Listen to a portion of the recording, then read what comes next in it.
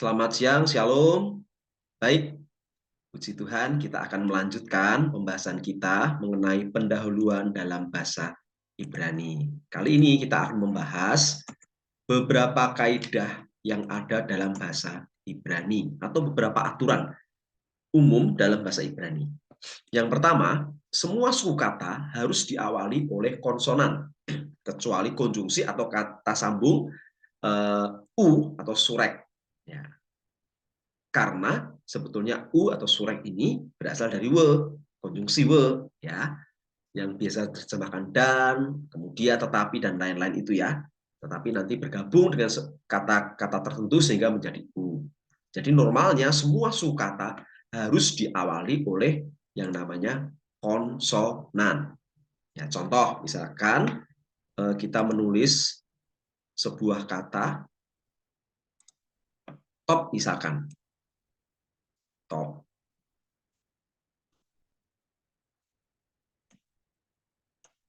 Oke, kalau kita transliterasi,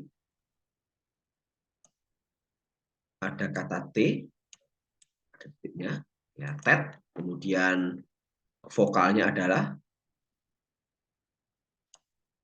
bolem wow dan baik, ya, top, ya, baik. Tuh, lihat semua diawali dengan yang namanya konsonan. Di depan konsonan dulu ya. Oke, ini formatnya bahasa Semitik dari kanan kiri, sementara nanti transliterasinya top. Nah, nomor 1, konsonan pertama itu adalah atau itu kata pertama, huruf pertama selalu konsonan dalam sebuah kata bahasa Ibrani. Ini kedua, ini ketiga, ya. Bahasa Ibrani kedua, ini ketiga. Konsonan, vokal, konsonan. Konsonan, vokal, konsonan. Oke, selalu diawali dengan konsonan semua kata bahasa Ibrani. Ya, nanti khususnya kecuali ini ya, karena ini memang sebetulnya berasal dari konsonan juga, tapi berubah nanti manakala dihubungkan dengan sebuah kata tertentu. Oke, sekarang yang kedua. Yang kedua, setiap konsonan harus ditemani oleh yang namanya vokal, kecuali di akhir kata. Sekali lagi, setiap konsonan harus ditemani oleh vokal, kecuali di akhir kata. Ya, contoh misalkan, saya menulis sebuah kata, bayit. Jangan lupa, teori terdahulu, kita biasa menulis konsonan dulu, baru vokalnya ditemukan. Ya, itu kebiasaan menulis yang benar ya. Nah, mari kita transliterasi ya. Dimulai dengan B. Baik. Nah, kemudian patah A. Kemudian lihat, dihitung konsonan vokal. Ya, konsonan harus temani vokal, tidak berani dia sendiri ya. Konsonan vokal, konsonan. Nah, ini yud. Oke, vokalnya mana? Ini vokalnya, vokal hirik. Kemudian konsonan vokal, konsonan tau atau taf. Oke, di akhir kata tidak harus ditemani oleh vokal, berani. Konsonan ditemani vokal. Konsonan ditemani vokal. Sementara yang di belakang tidak wajib ditemani vokal. Apakah ada yang di belakang sendiri, huruf di belakang sendiri, ada vokalnya? Bisa juga, tetapi tidak wajib. Artinya dia berani atau bisa. Tidak harus ditemani oleh vokal. Sementara yang di depan, di tengah, ya kecuali di akhir, harus ditemani oleh vokal. Itu kaidah yang kedua. Sekarang kaidah atau aturan yang ketiga. Vokal ditulis bisa di bawah, di samping, atau atas konsonan, atau di atas konsonan. Nah, gitu ya. Bisa di bawah, bisa di samping, bisa di atas konsonan. Ya, contohnya, misalkan saya mau menulis shalom, kata shalom.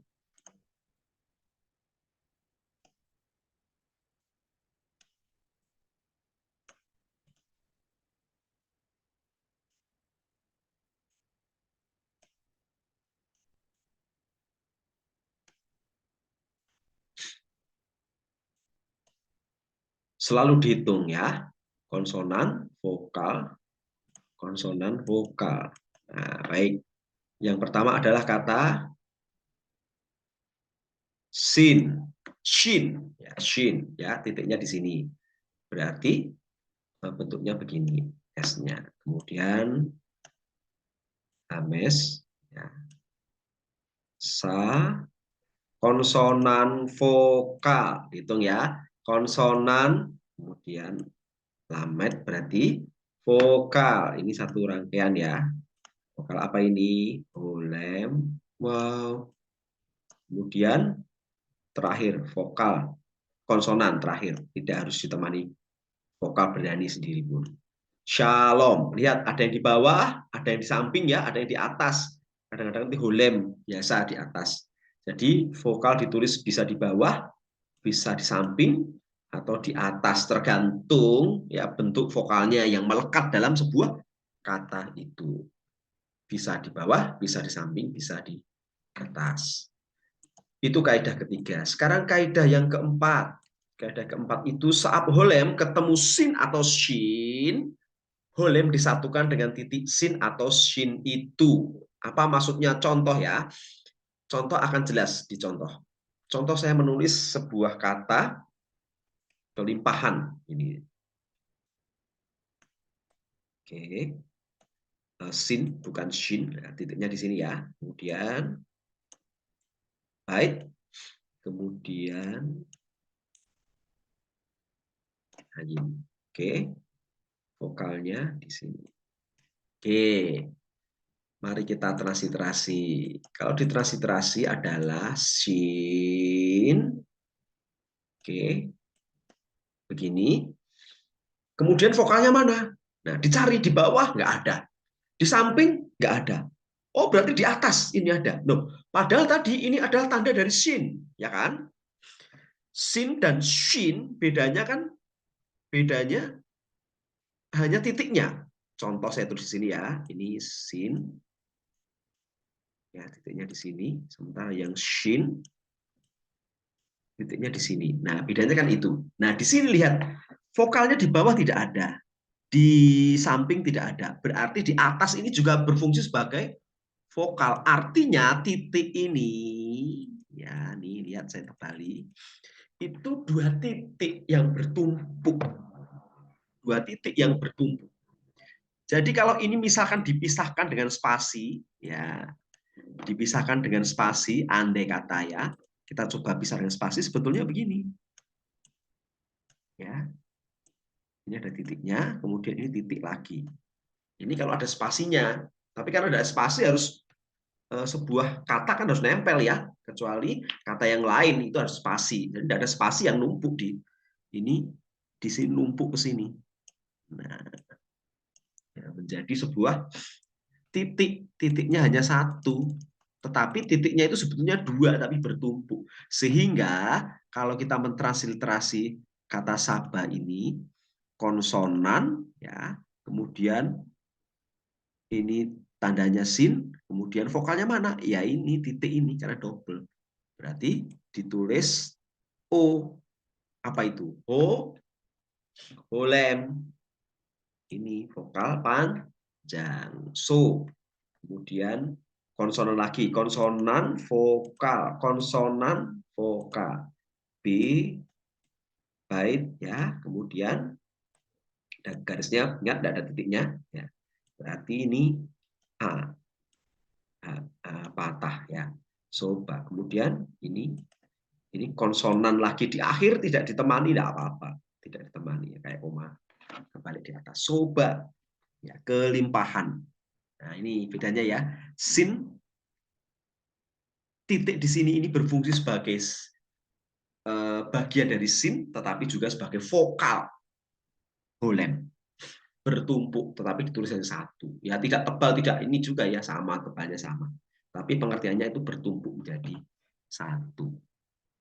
Gimana? Jelas? Itu adalah aturan yang keempat. Sekarang aturan yang kelima. Kata kerja biasanya triradikal, kecuali beberapa kata kerja tak beraturan. Kita sudah ketemu kemarin ya, Kalau kita menulis misalkan kata samar, itu menjaga, misalkan ini.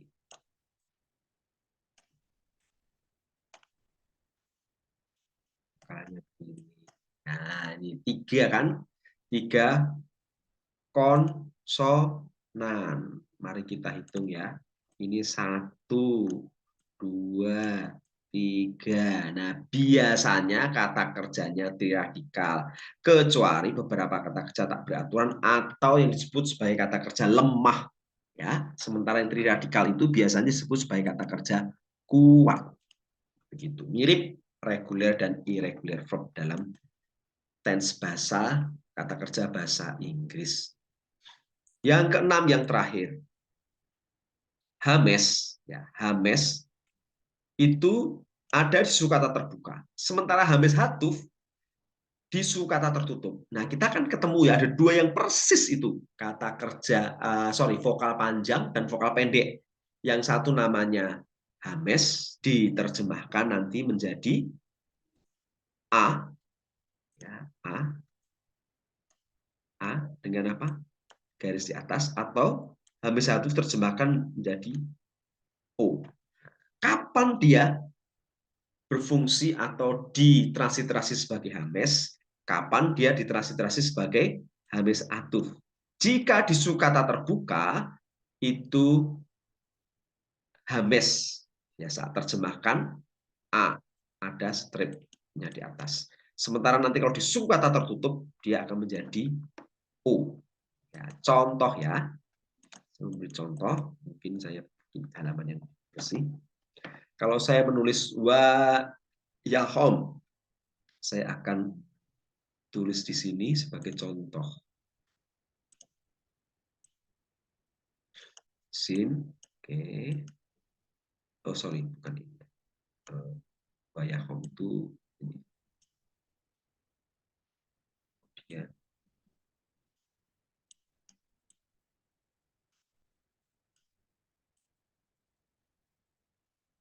Vokalnya.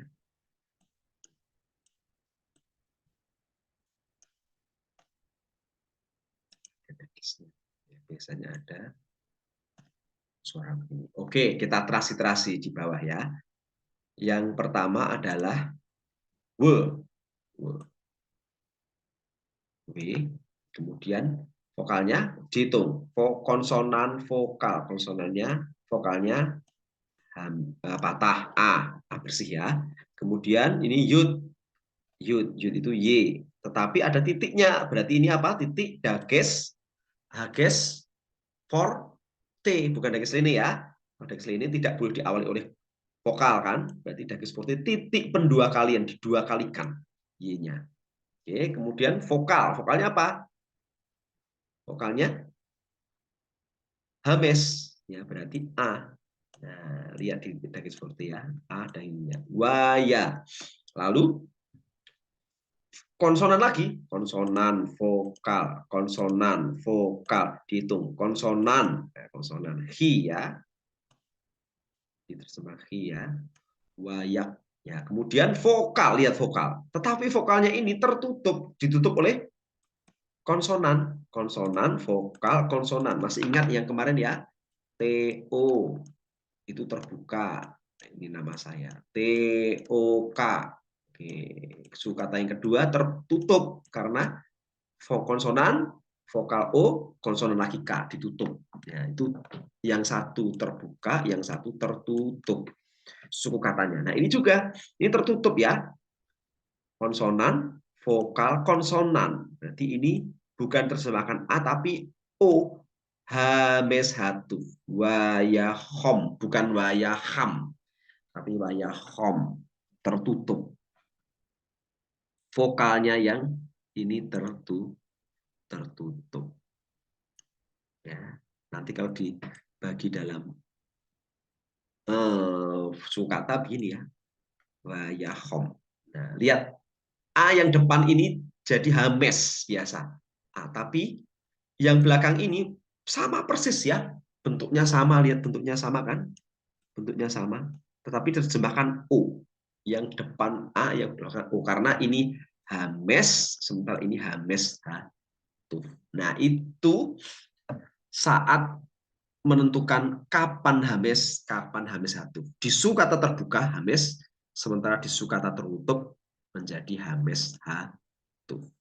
Oke, itu kaidah-kaidah atau tanda-tanda dalam bahasa atau bukan tanda-tanda ya, kaidah-kaidah atau aturan-aturan dalam bahasa Ibrani. Nah, sekarang kita masuk ke dalam tanda-tanda sekarang. Tanda-tanda, beberapa tanda-tanda bahasa Ibrani.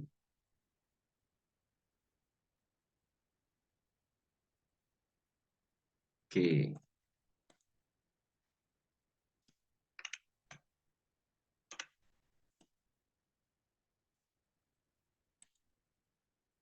Beberapa tanda-tanda dalam bahasa Ibrani. Tidak semua kita akan mempelajari, hanya beberapa yang sering keluar, karena nanti khusus di aksen kita akan belajar khusus di sana, karena aksen itu penting sekali dalam bahasa Ibrani ya, sebagai fungsinya sebagai pemenggal kata, tapi juga fungsinya sebagai aksentuasi. Nah, ada beberapa fungsi aksen. Tetapi kita akan belajar dulu tanda-tanda bahasa Ibrani. Dalam bahasa Ibrani ada yang namanya, kalau dalam bahasa Indonesia titik. Nah, titiknya itu ada berapa? Titik. Ada 3 jenis titik dalam bahasa Ibrani. Yang pertama yang disebut sebagai dages lene. Kita sudah ketemu itu ya. Syaratnya tidak didahului vokal atau sewa bunyi. Dan hanya ada di huruf 6 ini yang disingkat B, gat, kepat. Ya, yaitu bait, kemudian gimel, dahlet, kaf, p, dan tau. Bigat kepat disingkat begitu ya. Ini dages lini. Syaratnya tidak didahului vokal atau sewa bunyi. Berarti di awal kata, kalau pas di 6 huruf ini, pasti itu adalah dages lini. Titik pengeras. Gitu ya. Itu titik yang pertama. Titik yang kedua itu disebut sebagai dages forte atau titik pendua kalian. Sebuah konsonan dalam bahasa Ibrani, sebuah huruf dalam bahasa Ibrani, kalau mau didua kalikan, tidak ditulis 2 kali, tidak. Cukup dikasih titik. Tapi titiknya berfungsi sebagai pendua kali yang disebut sebagai titik dages forte. Tuh. Ini muncul di semua huruf, kecuali huruf gutural dan huruf tenggorokan. Jadi bisa muncul di semua huruf, kecuali huruf gutural. Ini kan khusus ya, huruf gutural ya. Ada 4+1. Alef, ayin, cat, ya, tet, kemudian plus res. Nah, ini nggak boleh ada titiknya ini ya. Tapi di semua huruf ada titiknya. Nah, bagaimana jika ya muncul di huruf BKT4? Bisa juga. Kalau dia tidak diawali oleh vokal atau sewa bunyi, ya berarti kalau contoh ya di depan begitu ya, kan tidak diawali. Nah, tetapi sekarang dia tidak ada di depan di antara huruf BKT4 ini, ya, kemudian tidak diawali oleh tidak didahului oleh apa itu, didahului oleh vokal atau didahului oleh sewa bunyi. Nah, dia berarti bukan lagi dages lene tapi beralih menjadi dages forte. Ya, dages forte. Oke, penggunaan dages forte contoh ya. Ini kalau ada asimilasi ya. Min Saul, ya, min Saul. Min dari Saul. Oke. Kalau digabung nanti menjadi Misaul. Ya, nunnya ini hilang ini karena asimilasi. Nah, lihat ada titiknya di sini ya. Ini namanya titik dages forte. Kalau kita transliterasikan, mari kita transliterasikan kata ini, berarti huruf depan M ya, mime. Kemudian vokalnya hirik. Kemudian ini shin ya, titiknya di sana di sebelah kanan berarti ini. Lihat ada titik di sini, berarti di 2 kalikan. Miss. Nah, kemudian vokalnya apa? Selalu dihitung kan? Konsonan, vokal, konsonan, vokal. Ini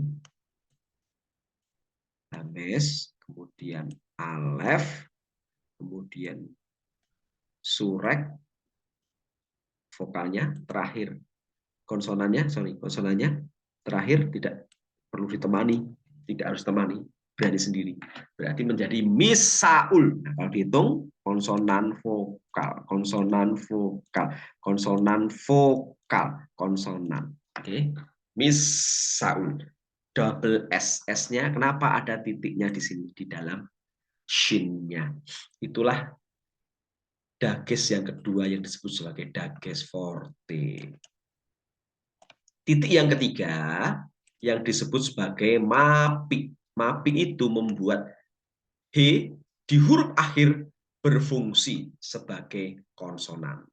Ya, kalau di huruf akhir ada titiknya, nanti ada dibuih titik di sini. Nah, itu berarti H-nya berfungsi sebagai konsonan. Kalau tidak ada titiknya, tidak terbaca biasanya ya.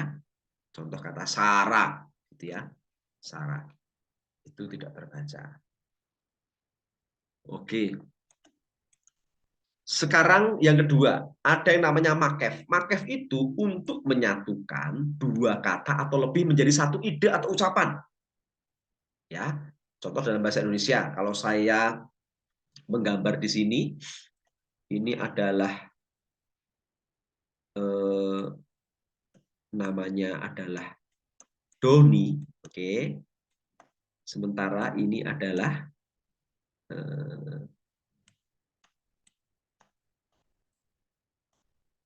apa ini? Nah, betul, ini sepeda. Doni, ini sepeda. Dua benda, dua keberadaan. Satu benda hidup, manusia, satu benda mati, yaitu sepeda. Jadi Doni dan sepeda ya, itu dua kata. Ya, dua kenyataan, dua benda ya. Tetapi kalau ini disatukan, nah ada makefnya ini, ya makefnya ya. Kalau saya tulis ya, misalkan ini sepeda, ini dalam format bahasa Ibrani itu saja ya, ini hanya contoh ya. Ada stripnya, Doni berarti sepeda miliknya Doni, sebuah benda, yaitu menunjuk pada sepeda yang dimiliki oleh Doni, bukan lagi dua. Nah, gitu ya. Dalam bahasa Alkitab itu ada anak dan Abraham. Ya, anak sendiri, Abraham sendiri. Tapi kalau disatukan dengan makef menjadi anak Abraham. Anak Abraham ya satu ya, menunjuk ke satu pribadi. Bisa itu Ishak, ya bisa itu jamak, ya bisa juga ya. Jamak keberadaan satu tapi jamak ya bangsa Israel, anak-anak Abraham gitu. Tetapi bukan menunjukkan dual gitu ya. Dua kenyataan. Oke, itu makef kalau ada stripnya situ. Kemudian sekarang ada beberapa aksen, tidak semua aksen ya, beberapa aksen penting saja, aksen paling besar saja. Yang pertama ada tekanan sukata di atas konsonan. Nah, misalkan ini ya, kalau kita baca melek, ya ada tekanannya ya, melek, ada tekanannya di sini. Ini tekanan suku kata ini dia.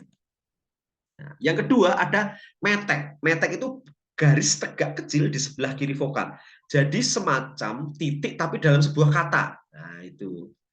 Ada kata Adam, depannya ada kata H. H, Adam. Ada meteknya di sini. Meteknya mana? Ini ya. Ini aja. Nah, ini. Koma tapi dalam sebuah kata. Kira-kira begitu. Itu metek. Lalu ada yang namanya, nah cara bacanya H, Adam kalau ada metek ya. Jadi seolah-olah koma dulu. Lalu ada yang keempat, ada pause. Pause itu titik koma dalam bahasa Ibrani. Nah, dalam bahasa Ibrani titiknya itu disebut sebagai, ini rangkaian ya, sebagai sof pasuf. Sof pasuf itu titik dalam bahasa Ibrani. Arti sof pasuf itu artinya titik, gitu ya. Tapi siluk apa? Siluk itu selalu menyertai sof pasuf. Di kata terakhir sebelum sof pasuf selalu muncul siluk. Itu menandai sebuah akhir kalimat. Ini sof pasuf ya, seperti titik dalam bahasa Indonesia. Kata terakhir sebelum sof pasuf selalu dimuncul atau selalu muncul itu siluk kecil di sini. Oke ya. Kemudian ada atnah. Atnah itu semacam koma dalam bahasa Ibrani, seperti koma dalam bahasa Indonesia ya. Tetapi ini dalam bahasa Ibrani atnah namanya. Oke, itu adalah tanda-tanda dalam bahasa Ibrani. Tidak semua, nanti kebanyakan kita akan melihat di Contoh kalau kita ketemu. Satu contoh ya, mencoba transliterasi dan terjemahkan sederhana kata di bawah ini. Nah, mari kita baca ya. Dihitung, selalu dihitung konsonan, vokal, konsonan, vokal, konsonan ya. Konsonan, vokal, konsonan, vokal. Konsonan di akhir kata ada sewanya juga tidak terbaca apa. Konsonan, vokal, konsonan, oke, konsonan, vokal, konsonan, vokal, konsonan. Nah, di akhir kata tidak masalah, dia seorang diri saja. Nah, lihat ada makef di sini ya, menggabungkan min dan vokal. Berarti kalau kita transliterasi dulu agar kita tahu membacanya bagaimana. Nah, begini ya, amar, amar, melek, min, heka. Oke. Nah, sekarang artinya apa? Kalau kita buka kamus, cari kamus, ini kata kerjanya. Amar itu kata kerjanya. Amar itu berkata. Ya, dia laki-laki telah berkata. Kemudian kata yang kedua raja, melek. Melek kata benda. Kemudian ini min, preposisi dari atau daripada, kemudian hekal, bait suci atau istana. Nah, kalau diterjemahkan, mari kita terjemahkan.